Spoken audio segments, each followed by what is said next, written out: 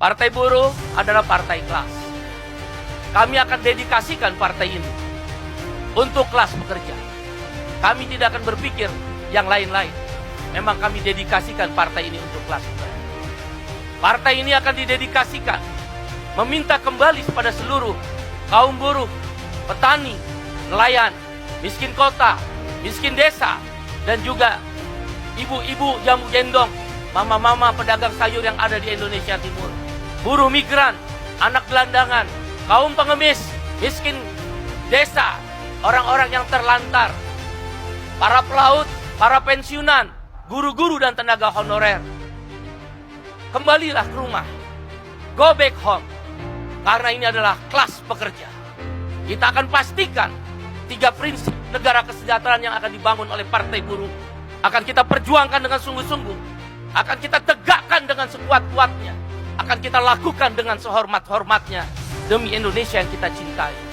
Prinsip pertama negara kesejahteraan yang akan dibawa oleh Partai Buruh adalah yang pertama, kesetaraan kesempatan. Saya ingin menyederhanakan saja tentang kesetaraan kesempatan itu, yaitu kau boleh kaya, tapi jangan miskinkan kami. Yang kedua adalah redistribusi kekayaan yang adil dan merata.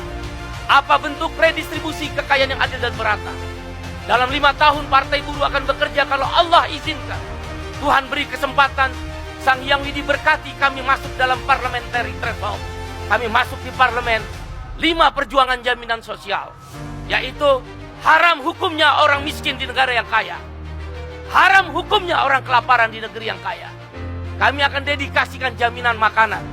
Yang kedua, orang-orang miskin, para buruh, petani, nelayan, dan kelas pekerja wajib disekolahkan di sekolah-sekolah Sorbonne, Prancis, di MIT, Harvard, Amerika, Nanyang University, Singapura, maupun Sydney, UI, ITB, Unhas.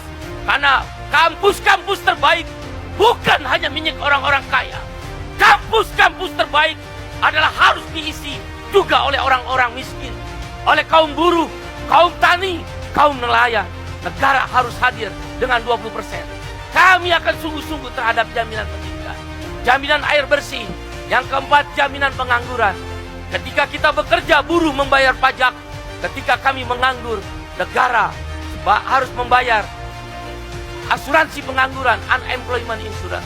Saya adalah ILO governing body. Saya salah satu pengurus badan pusat Perserikatan Bangsa-Bangsa berkantor di Geneva. Sedih dan miris hati saya berkeliling menjadi pembicara di seluruh negeri negara. Seluruh benua saya telah kelilingi, menjadi pembicara disorot oleh televisi dunia.